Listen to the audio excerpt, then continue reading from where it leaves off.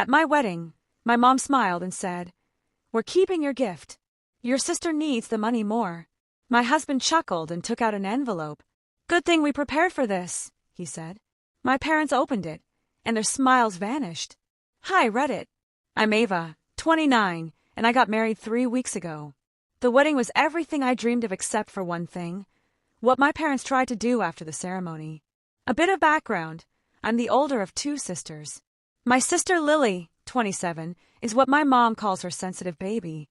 Growing up, that meant I had to be the strong one, the responsible one, the one who didn't cry when plans fell through or gifts were uneven, as Lily was just more emotional. I graduated college while working full-time, paid off my student loans, built a small graphic design business from scratch, and bought my first house last year. I've never asked them for a penny. Meanwhile, Lily had her rent covered for 3 years, dropped out of 2 majors, and is now a single mom of 2 with no steady job. Yet somehow, I'm the one they've always expected more from and given less to. My husband, Josh, 31, noticed this early on.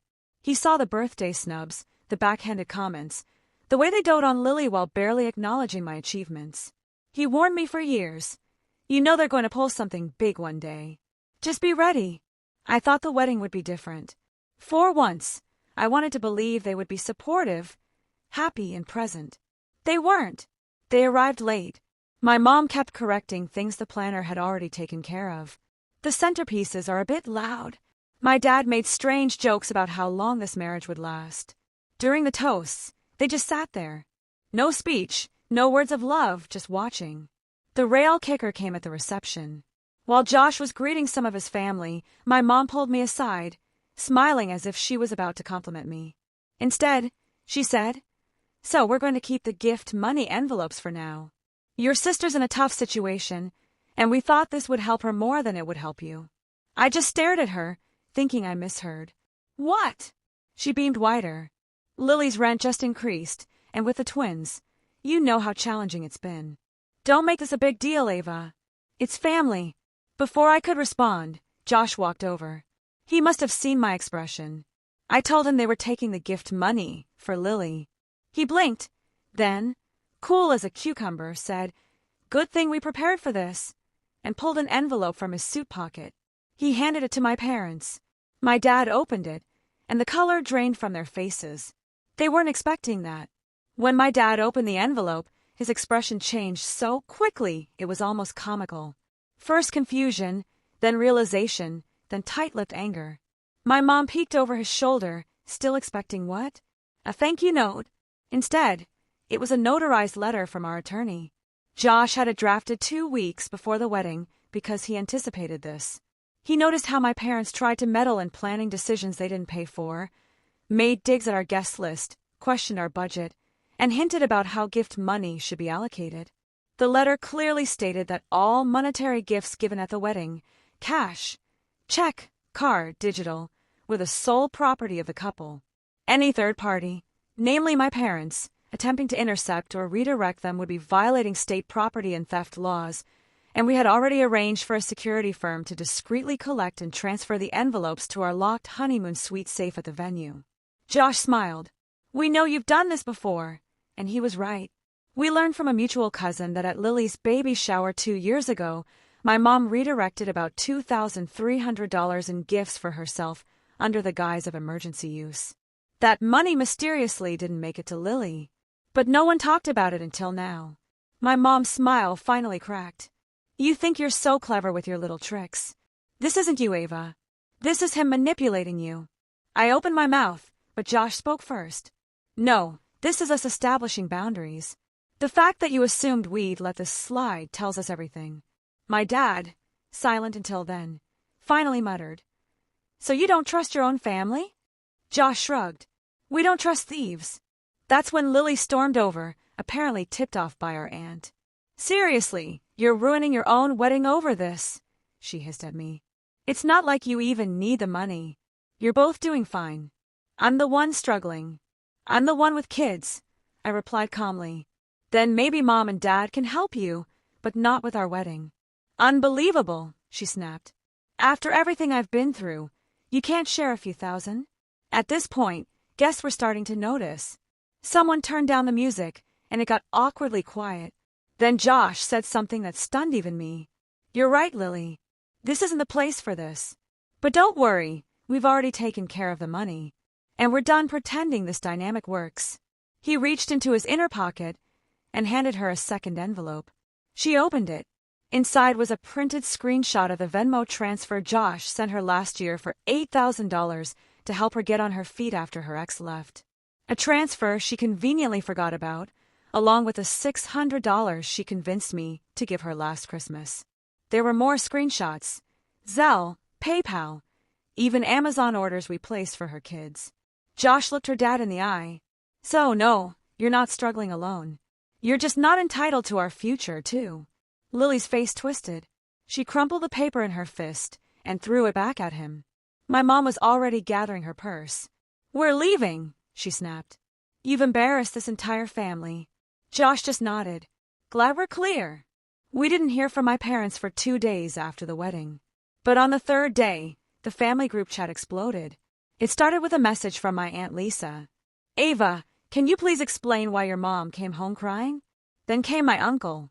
"This was your sister's big week, too. She's devastated. Can't believe you'd be so petty about money." And then my mom. "We raised you better than this. You used to be grateful, now you're just cold."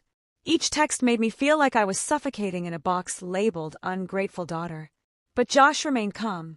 He always does. That night, he handed me a glass of wine and said, "You know, I brought both envelopes for a reason, right?"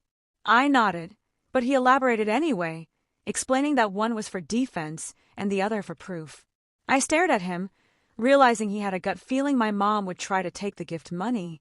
So, he had the attorney draft that protection clause, but he also knew if Lily pulled her usual woe is me act, he needed hard evidence. No tears, no lies, just timestamps. That's when I understood Josh hadn't just planned for a wedding, he prepared for a battleground. By the next morning, Lily had posted a vague Instagram story. "Some people only love you when they get to feel superior. I just wanted help, not humiliation." Hashtag #FamLias who posed to me in Something. Cue dozens of her friends flooding my DMs. "Did you really make her cry on your wedding day? Wow, hope you never need help one day." Karma finds everyone. So I posted something too. Not defensive, not bitter, just factual.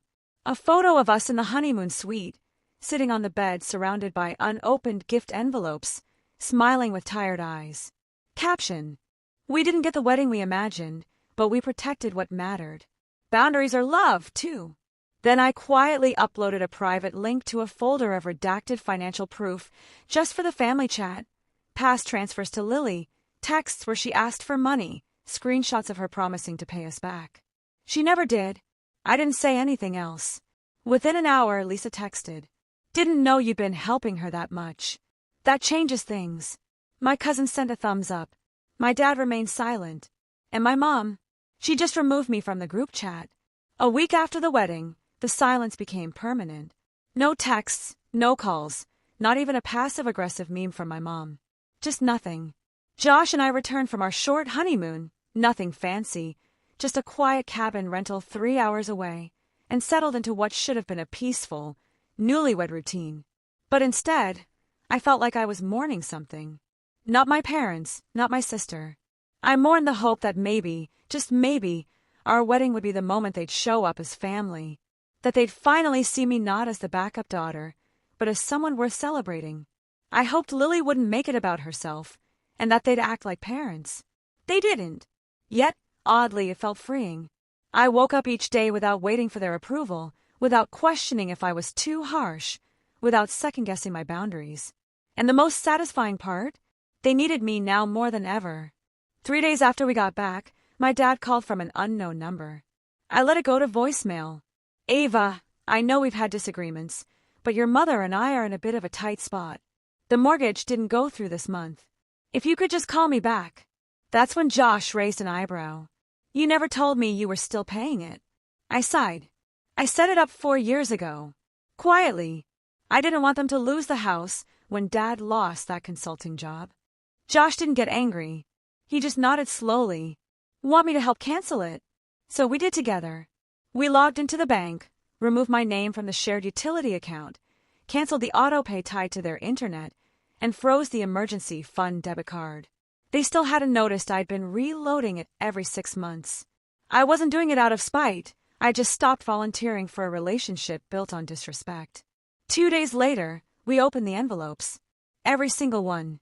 Some people gave generous checks, some handwritten cards with $50 tucked inside, and one of Josh's uncles gave us a scratch-off lottery ticket. We won $5. We laughed the entire afternoon. In total, $14,200 in cash and checks. Josh looked at me and said, "I think I know what we should do." He was right. We donated $3,000 to a women's shelter that helps single mothers get job training and emergency housing anonymously in Lily's name.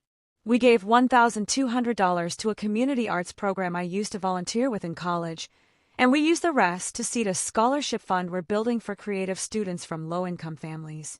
We called it the Quiet Backbone Grant because that's what people like me become, people who support others for years without recognition, the quiet backbone of everyone else's success. Not anymore. 2 weeks later, my mom showed up at our house. She didn't knock. She just stood at the gate, arms crossed, sunglasses on like a shield. I watched her through the security camera. She buzzed once. I opened the speaker. "Hi." She blinked at the camera like it had offended her. "I came to talk," she said. "So talk," I replied. She hesitated. "We were hurt by what you did, the way you embarrassed us." I nodded slowly. "And I was hurt for 30 years, Mom. But I kept showing up, paying, apologizing for existing too loudly. That ended on my wedding day." "You've changed," she said quietly. "I've healed," I corrected.